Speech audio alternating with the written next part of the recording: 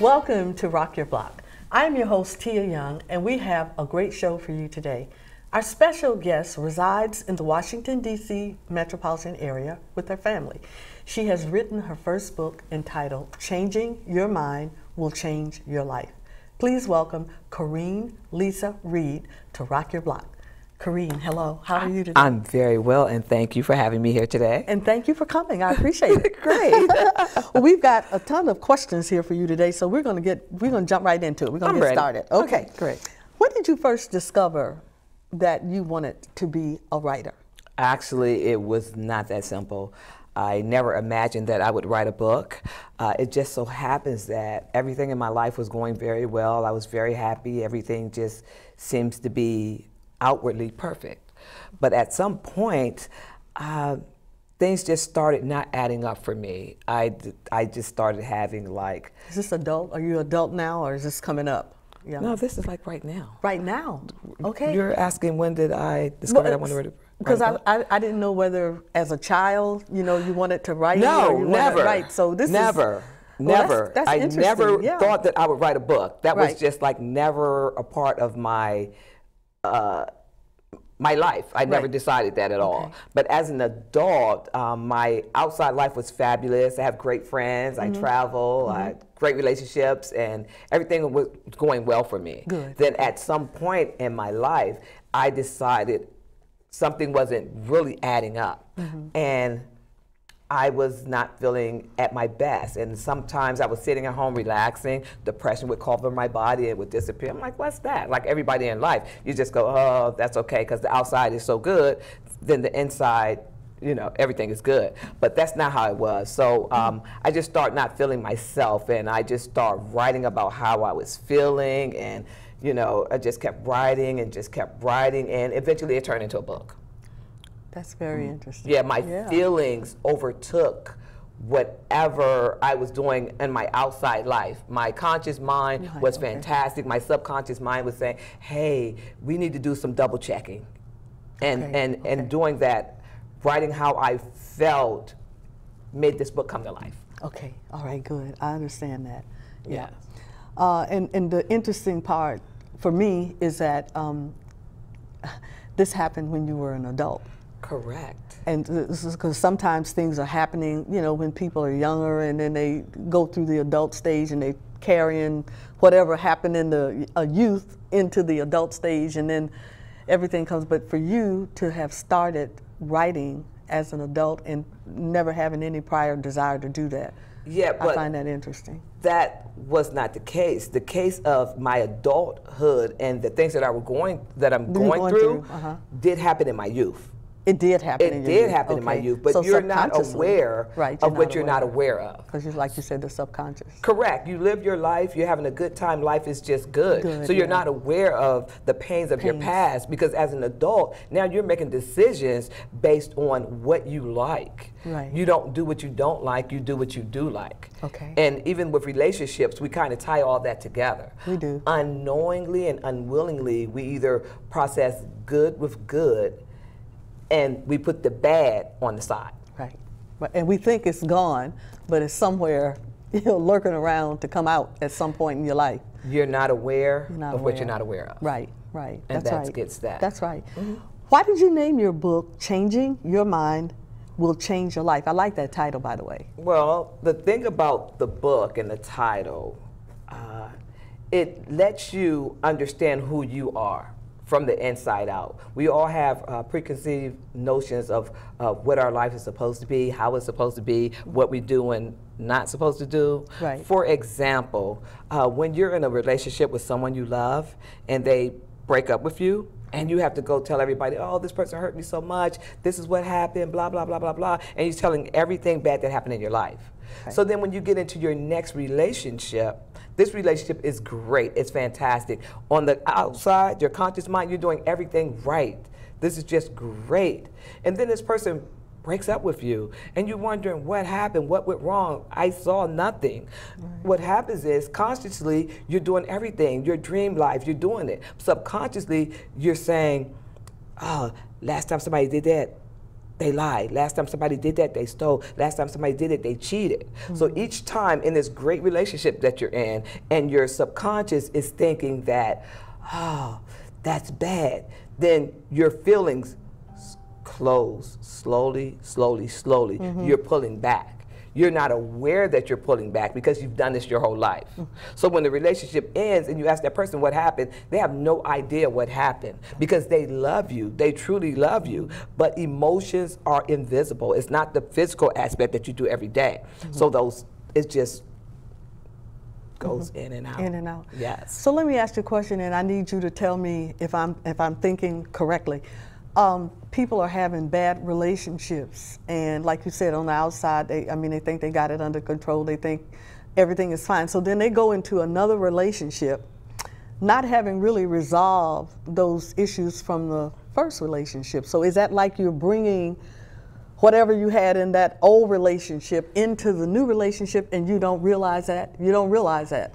What it's saying is, as a child, someone teaches you how to walk, talk, skip, and jump. You see relationships, you see people stay together and lie to each other. Stay together, they cheating. Anything that's imprinted on your mind, now you look at it and you say, well, I don't want that to happen, or sometimes you think it's so natural that you just do it naturally. So no, you're not actually bringing it with you. It never left. Okay. So you can't be aware of things, again, that you're not aware of. So it takes on a whole different aspect. You don't know that you're doing this. So it's no way for you to correct it. So people call it baggage. It is nothing to do with baggage. It's your emotional being. In order for you to get past all those things that you've been taught, you've been taught these things because someone taught the person that taught you that, and so forth and so forth. So it's a conditioning that we've been living with, and we're not aware of it. So you have to say, thank you for my kind, loving, considerate, in love with me, and would treat me the way I need to be treated, new husband or wife. Because you can't have what you're not.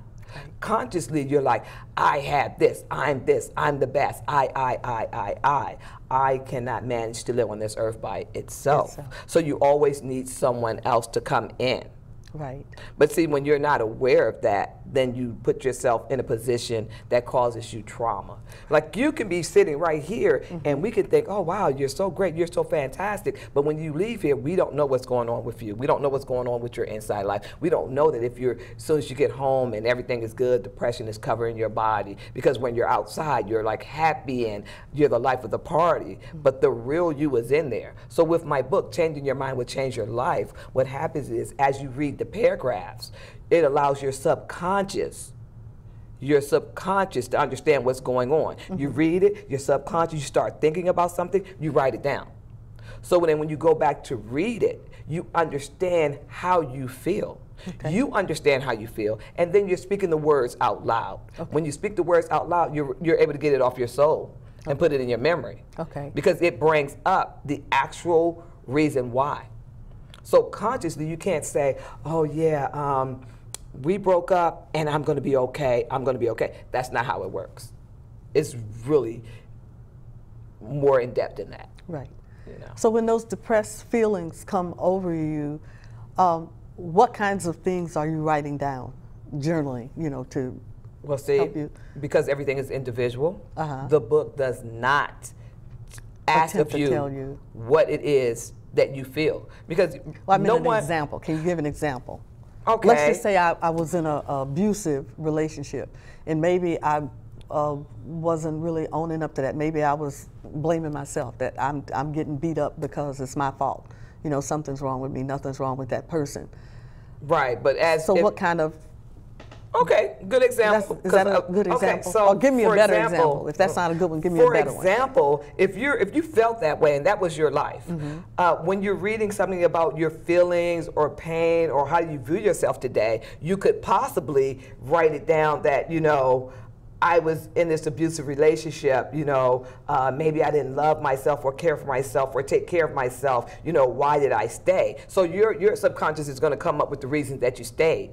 Or that you couldn't leave. It could have been the kids, it could have been anything. It could have been your parents telling you to stay together. It could have been, anything that you associated with love. So whatever it is, it's how you felt about it. Your answers are right. No one can tell you that you're wrong because the way you feel is your truth. Is your truth. Correct. That's right, that is your truth. Correct. On that end. Correct. So, Corine, get a little bit more into your book, you know, to telling us a little bit more about it. Okay, so with my book, Changing Your Mind Will Change Your Life, it actually always is going to give you an example of what the chapter stands for. Okay. The first chapter is called The Pain of It All. And when we think about the pain of our life, we get into from childhood on up, the decisions that you made, the relationships that you're in, the relationships that you have with your family. Everything on the outside seems to be okay, but it only addresses you. It lets you get to know you. It's a great introduction to yourself. You book. It's a you book. Yeah, it's a working book. You need a pencil and a paper because it always asks you how you feel about what you just read.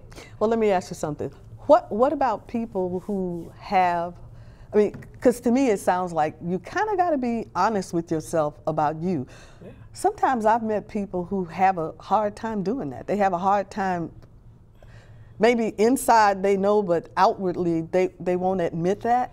Well, see, and that's the reason that the book exists. Okay. Because to help those people the that individual, are like that. because okay, too many times someone comes to you and they'll tell you how they feel, and the first thing you'll say is, "Oh, you'll be all right. It'll get better. That's Oh, true. poor baby." That's true. How do you know it's going to get better? How do you know it's going to be all right? So I don't need you to patronize me by telling me these things that are not true.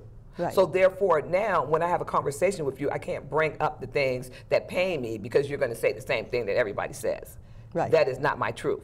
So therefore you're not helping me, because in your own life, when you go through your own pain, you don't want to hear those things, but yet you want to say it to someone else. Right. When you have a disagreement with someone you love, and then you apologize to them, and then the next time they come to you and they have a conversation and they bring up the same thing to you before, and you say, "Oh, really? You on that again? Really?" Well, see, what happens is during this conversation, you are not listening to me. You hear what I say, so that as soon as I finish, then you can comment on it. Okay. So that makes me feel bad, because it makes you feel bad when someone did it to you. You know how it felt when it did it to you. Right. But then at this point, your conscious is all alert and your subconscious is down because you don't feel the empathy. So when you say, "I apologize to you for how I made you feel," then you get to my emotions. Right. Then I understand that you care for me. Right. See, loving me and caring for me are two different things. Right. And if you care for me, then you will listen to what I have to say. So let me finish. Let's hold that thought, because we got to go. But let's hold that thought. But Okay. and one thing I want to come back when you mentioned the word listening, because some people need a better definition of what listening really is. Like you said, they don't know that. We are going to take a short station break. We'll be right back after these important messages, so don't touch that dial.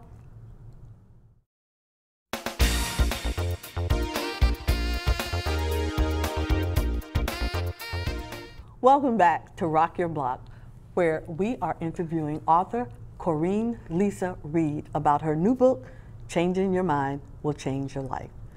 Corine, before the break, we were talking about listening, and you were bringing in some other good points. So would you please continue on? Yes, and it's very important that once you start listening to me, then that makes me care for you. Now I'm going to listen to you. I'm going to pay attention to everything you say. Not only that, when I'm not with you, I'm going to think about how something would make you feel before I do it. Okay. See, and that is teaching someone how to care for you. Because once I plant that seed, then you'll always feel that way. But see, I have to find that out first. Okay. I have to go inside myself to find that out first. Okay. And so what you're, make sure I'm getting it right. What you're saying about listening is something that, like you said, when people see you, they just say anything that comes to their mind that sounds like it might make you feel better. And they're not really hearing you. They're not really hearing what you're saying.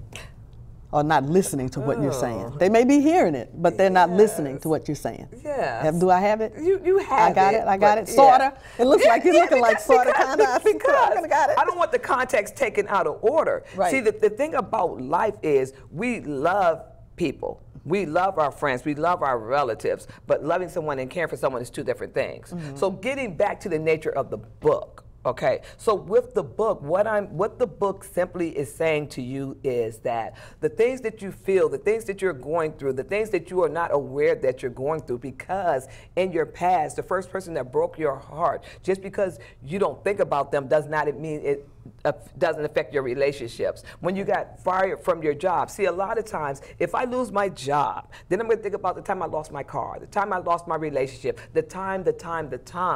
So it brings back all these things, and it just goes around in your mind, okay? So that right there is some of the reasons that suicide exists. It really is. Because we go to someone and we try to get someone to understand us, which no one understands you. The only person that understands you is you. So therefore, if you go inside yourself and you read some of these phrases or some of these paragraphs, what's going to happen is it's going to allow your subconscious to relieve you of some of that pain. Because when you write it down, as you're writing it down, you're freeing yourself. And then when you read it out loud, you understand what you're saying. You understand it because you are the one that has to understand what's going on with you in your life. Right.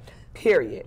You know, and it's really hard to have that conversation with people that are not where you are. Right. Because they always say things like, oh my gosh, really? But yes, really. Okay. It's a great way to get you to the next level of your life. Tell us about some of the other chapters in your book. So there's a chapter on health. Health, okay. And I have a great tea in there. It's lemon, it's lime, it's garlic. All these ingredients are alive. Lemons grow. You know, limes grow. So what happens is you say lemons, garlic, and what else? Oh, it's like 13 things. Oh, okay. I thought, okay. So, but what it is, it's just a natural. Everything's in there natural. So when you and then on the side, I have some of the holistic effects. I can't put them all because I'm not a medical doctor, but that's there. And if you put all it together in a combination and you sip it, it just feels better. It'll make you feel better. You know, I'm not a medical doctor. It's not like you're going to take it. It's going to save your life. No, take your medications, but do something different. So just kind of calm you, give you a calming effect. No, it just. It's a good tea that's going to go in and it's going to help your body balance the things that your body needs. Okay. No, it's not anything like that. It's natural ingredients that your great-great-grandmother would have put together when you were on the farm to make you feel good. If you were sick, if you had a cut or a sore, you know, back in the day, you went back. Make you feel better. Yeah, I mean, these things regulate your body from the regular things that we're doing today. We're breathing in toxins. We're eating food that has a lot of additives in it. So it's just really just different. I have a section in there on sleep, and it's just saying, you know, before you go to sleep. Sleep. Okay. So once you go to sleep, it's just saying, you know, just sit back and relax and think of pleasant things. Something that's going to be really nice just to enhance yourself, enhance your life. Put your dreams right there up front. Okay. So that as you sleep, you get a peaceful sleep and your subconscious is working on what's the next step? What do I need to do? What should I do next? Because you always have to work on your what's next. Right. You know, so let's see. Do you have anything in there about people who, even though what you say is true, but if they can't get to that point where they're so bound up with the issues that they have that they can't sleep? That's the purpose of the book. They have to read the whole book. It's not just about the sleep. So you read the whole chapters. So what it's doing is it's definitely helping you to balance yourself off. See, it's really just simple, but it's not. See, psychiatrists always tell you, I'm not talking about psychiatrists, I'm friends with you guys, but what happens is, you know, they always tell you that 500 people got here to this point and they're healthy, but what they don't say is 499 got there a different way. So the book allows you to get to where you need to get or be on your own, because you are the one that understands exactly what happened. One thing you should not do and cannot do is lie to yourself. You were there. You understand everything that went on. In order for you to get to the next level, what do you need to do? And just are you saying know thyself? You need to know, you know who you are, regardless of what anybody else says. You know. No, what it's saying is, it's going to help you be aware of the things that you're not aware of. Okay. See, we keep going back to that point because everyone is living their best life on the outside. But what about the inside? So there's things are going on with you that you're not aware of that you are. Let me ask you a question. Your book cover, which I like very much, I mean, I like the way it's done and the head and the brain. Do you have anything in the book about that, about just the way the brain works? Yeah. Talk about that. I want to know. Okay, please. Simply. I'm just saying, the fact of the matter is, when you read the book, and as you're reading the book, as you're associating, as it's bringing forth your you, which is your subconscious, your id, your ego, all that. That is it. You understand what I'm saying? It's not really a hard thing. It's really so simple. Reading the first paragraph that says changing your mind will change your life, the first chapter, The Pain of All, it just gives it to you right then and there. If you read the back of the book, you'll get an idea and you'll be like, oh wow, yes, I really like this book. I want to read this book. Right. So it's already going to your subconscious. Now, I've ordered the book. It hasn't come to my house yet, but I did read some of the excerpts that I saw, and I did see, at least to me, when I read it, the part that I read, it seemed as if you were saying things that people would be comfortable being themselves and not trying to be somebody else. And if you made a mistake, you made a mistake. Mistakes can be corrected. I mean, you didn't say it like that, but no, that's what you didn't say it that way, but it was like you don't let other people tell you who you are. That was some of the things that I got out of what I read. Okay. Now, if I'm wrong, I need you to correct me. And see, the reason that I can't correct you is because whatever you believe to be true is your truth. But the book simply says that some of the things that we're facing right now in our life is because of some of the things that happened to us in the past. Okay. And we take that past and we try to not deal with that because we think that it's okay, it happened and it's over. Okay. But it's not over because we let little things constantly and consistently come up and we're not aware of it. That's the key. We're not aware of the things that we're not aware of. And reading the book, it is going to make you aware of some of the things that you need to address. See, it's not always about, you have a car, you have a house, you vacation all the time. That right there is your conscious life living its best. Right. But subconsciously, you don't know how many people are in so much pain in the house when they're not with anybody. These people, again, they are committing suicide. They are not being in correct relationships. They're saying that they can't find a person to be with them. They think that they deserve to be lonely. It is not true.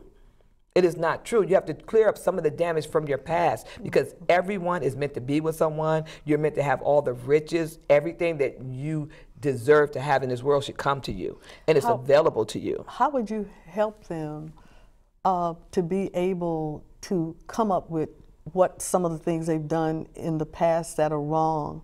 How do you help them do that? Oh, no. Because they don't know. Yeah, but reading the book is what gets you there. See, because I can't tell you what happened to you. I can't tell you what your trauma is because I was not there. The only person that knows you is you. Again, reading the book, Changing Your Mind Will Change Your Life, is going to bring these things up. Okay. It's going to address situations, and your subconscious is going to just take it from there. And it's going to be able to associate it with whatever, and it's going to be able to take it. It is 12 chapters in that book, and each of those chapters cover major things in your life. Let's say that I'm going to give you an example. Let's say that I had a child that died at an early age, and I'm feeling guilty about that, and I'm depressed about that, and I'm stuck there. That's where I'm stuck. I can't get past that. Oh. And like you say, there are people that come and they say, it's going to be all right. Time will heal. Yes. They'll bring the spiritual part in, and not to say all of those things are lies, but I'm stuck there. Right. What would you tell me? Oh, wow. See, that's a trauma of a parent losing a child. One thing, you will not get over that pain. That pain of losing a child, losing a loved one, that doesn't just go away. So when you're dealing with it and how you deal with life, that's going to be based on everything that's accumulated in your life after that. You understand what I'm saying? Yeah. Because that right there, that's something that I can't even begin to talk about or judge. You have to be that person. But see, even with that being said, everything else that's going on in your life, from that point right there, you're doing other things that are going to cause you trauma because of that pain. So that one pain that you're not over is going to trickle over to other areas of your life because of that trauma. Okay. So we know that you lost that child. We know that you're in pain, but that pain is going to be there. You understand what I'm saying? But the other things that you're doing because of that pain are the things that you'll be able to work out. Okay. You cannot replace that child. Okay. Do you understand what I'm saying? It's a trickle effect that's going Right, on. So from that death right there, all this stuff right here that's going downhill, you can go right back up the hill. Okay. Because you can't change that. So we have a little over a minute left. Let's fast forward through the book and let's get to the end of the book. Talk a little bit about some of your ending summations, what you are telling people or sharing with people. The book is constant all the way through. You know, the ending is just telling you to be your best self. Be your best. You know, be your best self. You know, pay attention to you. You know, it's okay to be okay. And also, my new book that's coming out in October is called How Do You Do Damage Control When You're the One That's Doing the Damage, which piggybacks off of this book. Okay. Okay, so once you find out these things about you, then it takes you to the next level. Okay. So it doesn't just take you up here and drop you off. It has another book. But see, this book right here and things that you're going through right now, it's pain. We have to learn how to get there. How do you get that pain out? Right, right. Okay, thank you so much. I thank you, Corine, so much for coming today and braving the weather and all that you got here. Yes. I thank you so very much. Great. And you're welcome to come back anytime. Just let me know. Okay? Great. Thank you. Thank you. Yes. Thank you so much for joining us on Rock Your Block. We hope that you enjoyed today's show. Please join us next week for another great segment and have a wonderful week. Bye-bye.